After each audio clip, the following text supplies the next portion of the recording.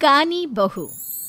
किशोरी लाल जी के बेटे राघव की शादी की बात जगह जगह चल रही थी, लेकिन किशोरी लाल जी को कोई लड़की पसंद ही नहीं आती थी। और उसकी एक ही वजह थी, किशोरी लाल जी का लालची होना। उनको लड़की वालों से मोटा दहेज चाहिए था और इसी चक्कर में एक दिन वो एक बहुत पैसे वाले के घर अपने बेटे का रिश्ता लेकर पहुंचे। उस आदमी का नाम था ओम प्रकाश। देखिए किशोरी लाल जी, मेरी एक ही बेटी है और मेरी सारी संपत्ति जायदाद सब कुछ मेरी बेटी नैना का ही है। पापा, नाम से लगता है बहुत खूबसूरत होगी। कितना अच्छा नाम है ना, नैना। ओ, वैसे बात तो सही है आपकी। अब इतना पैसा है, जमीन जायदाद है, इकलौती बेटी, आप भी क्या करेंगे?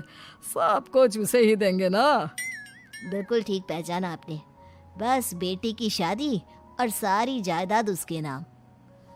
पापा, बिना देखे हाँ कर दीजिए ना। इतना अच्छा रिश्ता फिर कहाँ मिलेगा? माला माल हो जाएंगे हम। मैं अपनी बेटी को बुलाता हूँ। अरे नहीं नहीं नहीं नहीं, आपकी बेटी का नाम नैना है, सुनकर ही लगता है बहुत सुंदर होगी। रहने दीजिए अंकल, मैं तो आपकी बेटी के नाम से ही इतना खुश हो गया हूँ कि उसे बिना देखे शादी करने को तैयार हूँ। अब तो मैं उसका चेहरा सीधे शादी के बाद ही देखूंगा। और इस तरह राघव नैना का चेहरा नहीं देखता और उससे शादी कर लेता है। शादी के बाद अपनी सुहाग रात पर जब राघव नैना का घूंघट उठाकर देखता है तो नैना की आंखें बंद थी। कितनी खूबसूरत हो तुम नैना, जरा अपनी आंखें खोलकर मेरी तरफ देखो तो सही। नहीं, मुझे शर्म आती है। अरे, मैंने तुम्हें शादी से पहले भी नहीं देखा, और अब अगर तुम आंखें खोलकर मुझे देखोगी भी नहीं तो मुझे अच्छा कैसे लगेगा? इससे पहले कि नैना अपनी आंखें खोलकर राघव की तरफ देखती, अचानक से लाइट चली गई और राघव नैना को पूरी तरह से देख भी नहीं पाया। अगली सुबह नैना राघव के लिए नाश्ता बनाकर लेकर आई। अरे ये क्या, आधा पराठा सीका हुआ है और आधा बिल्कुल कच्चा। ये तुमने क्या किया नैना? बहू, तुमने क्या आधा पराठा तवे से नीचे लटका कर रखा था, जो आधा सिका है और आधा कच्चा? मुझे जितना दिखेगा उतना ही तो सीखूंगी ना पापा जी। जहाँ जहाँ मुझे नजर आ रहा था वहाँ मैंने सीख लिया, जहाँ जहाँ नहीं दिखा वहाँ कच्चा रह गया होगा। इसका क्या मतलब है? ये कैसा मजाक कर रही है तुम? अरे बहू, तुमने इतना लंबा घूंघट क्यों लगाया हुआ है?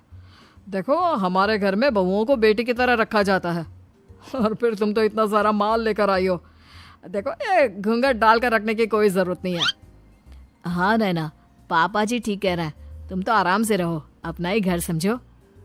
नैना अचानक से अपना घूंघट उठा लेती है। अरे ये क्या पापा, नैना की तो एक आंख फूटी हुई है। नाम से नैना, लेकिन ये तो कानी बहू निकली। मेरे साथ धोखा हुआ है, धोखा। बिना दिखाए अपनी कानी लड़की मेरे संग ब्याह दी। मुझे कानी बीवी नहीं चाहिए। मुझे अभी ओम प्रकाश जी से बात करनी पड़ेगी।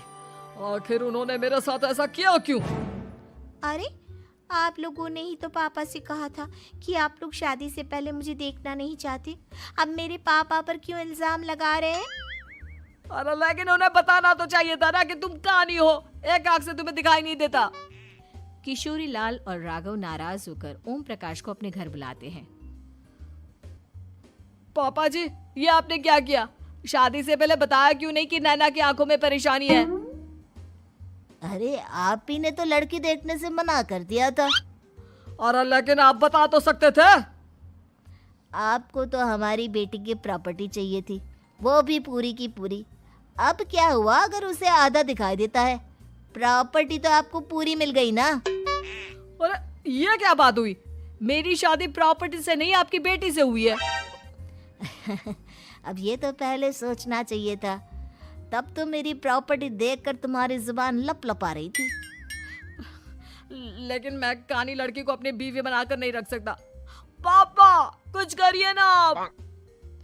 हाँ, करता हूँ। देखिए ओम प्रकाश जी, आप हमारे साथ ऐसा नहीं कर सकते।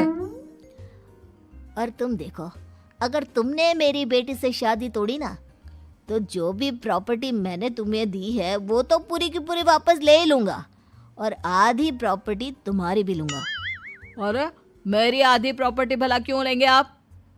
इसलिए क्योंकि मेरी बेटी को आधा नजर आता है और उसकी नज़र अभी तक तुम्हारी आधी जायदाद पर ही पड़ी है। अब तुम उसे घर से निकालोगे तो कुछ तो लेकर जाएगी ना। और अगर हम आपकी बेटी को अपने घर की बहू बना कर रखे तो?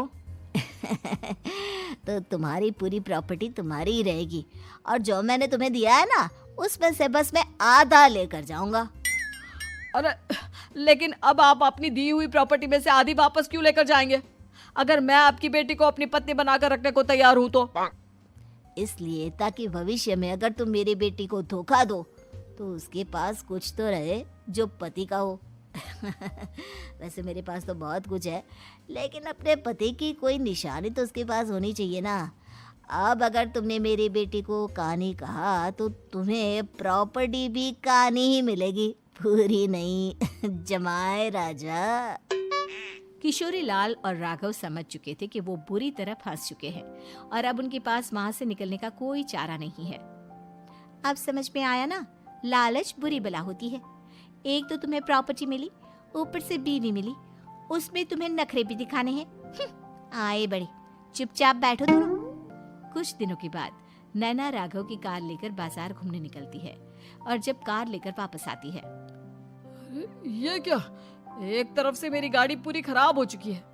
लगता है तुमने मेरी गाड़ी को किसी दूसरी गाड़ी के साथ एक्सीडेंट किया है। अरे अरे कितना बड़ा नुकसान कर दिया तुमने बहू। वो क्या है ना पापा जी, मुझे एक आंख से दिखाई नहीं दे रहा था, सामने से गाड़ी आ रही थी। मुझे तो सिर्फ आधा ही दिखाई दिया और वो गाड़ी मेरी कार से रगड़ते हुए निकल गई। अब मैं क्या करूं बताओ? आप इसे ठीक कराने के पैसे कौन देगा? तुम्हारे पापा? तुमने मुझसे इस तरह से बात की? अभी रुको। नैना राघव की शिकायत ओम प्रकाश को कर देती है। देखो राघव, अब जो मेरी आधी प्रॉपर्टी तुम्हारे पास थी ना, उसमें से आधी और मैं लेकर जाऊंगा, क्योंकि तुमने मेरी बेटी को डांटा। अरे नहीं नहीं पापा जी, गलती हो गई, माफ कर दो। गलती की तो कोई गुंजाइश ही नहीं। अगली बार मेरी बेटी को डांटा तो बची हुई आधी में से आधी और ले जाऊंगा। लालच के चक्कर में हम दोनों ने बहुत बड़ी गलती कर दी बेटा। एक तो तुम्हें कानी बहू मिली और ऊपर से जो माल मिला वो भी काना। इस तरह राघव की हर एक गलती पर ओम प्रकाश उसकी प्रॉपर्टी का आधा आधा हिस्सा लेकर अपना सारा माल वापस ले गया और राघव को कानी बीवी से काम चलाना पड़ा। भाई लालच वाकई में बुरी बला है।